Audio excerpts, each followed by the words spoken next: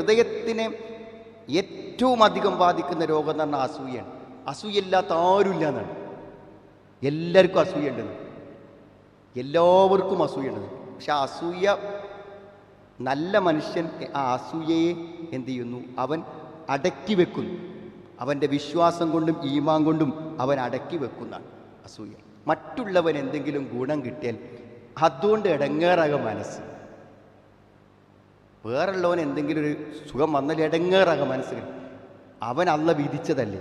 അള്ളാഹുവിൻ്റെ വിധിയിൽ നമ്മൾ എന്തിന് സുഹൃത്തുക്കളെ അതൃപ്തി കാണിക്കണം? അതാണ് ഹൃദയത്തിൽ അസൂയയാണ് ഏറ്റവും വലിയ രോഗം. നമ്മുടെ മനസ്സിനെ നശിപ്പിച്ച് കളയുന്ന രോഗമാണ്. മൻ റളിയ ബി ഖളാഇല്ലാ ലം യസ്ഖുതുഹ. അള്ളാഹിൻ്റെ ഖളാവിൽ തൃപ്തിയുള്ള ഒരുത്തൻ വേറൊരുത്തൻ്റെ കാര്യത്തിൽ ഒരു വിഷമവും അവനുണ്ടാവില്ല. വമൻ ഖനഅ ബി അതാഇഹി. അള്ള നൽകിയതിൽ സംതൃപ്തിപ്പെടുന്ന ഒരുത്തന് ഒരിക്കലും ലം യദ്ഖുൽ ഹസ്, അവർ അസൂയ ഉണ്ടാവില്ല. ഞമ്മക്ക് അള്ള തന്നീര് നമ്മൾ സംതൃപ്തിപ്പെട്ട് ജീവിക്കുകയാണെങ്കിൽ വേറുള്ളവനെ ഏത് കോലത്തിൽ കണ്ടാലും.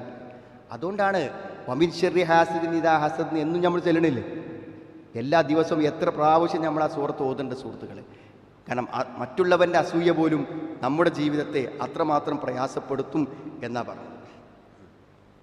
ഈ ഷെയ്ഖുൽ ഇസ്ലാം ഇബ്നു തൈമിയ്യ റഹ്മത്തുള്ളാഹി പറയുന്നുണ്ട്, അസൂയ എന്നുള്ളത് എല്ലാവർക്കും ഉണ്ട്. പക്ഷെ നല്ല മനുഷ്യന്മാരെന്ത് ചെയ്യുമെന്ന് വെച്ചാൽ ആ അസൂയയെ എന്ത് ചെയ്യും? അടക്കി വെക്കും. എന്നാൽ അല്ലാത്ത ആളുകൾ ആ അസൂയ എന്ത് ചെയ്യും? പ്രകടിപ്പിക്കുകയും ചെയ്യുമെന്നാണ്. അതുകൊണ്ട് നിങ്ങൾ ഒരിക്കലും വലാ തഹാസദു, നിങ്ങൾ അസൂയ കാണിക്കരുത്. വക്കൂനു ഇബാദല്ലാഹി അഖ്വാന, നിങ്ങൾ അള്ളാഹുവിൻ്റെ പരസ്പര സഹോദരങ്ങളായ നല്ല അടിമകളായി തീരുക എന്ന് ഉപദേശിക്കുന്നുണ്ട്.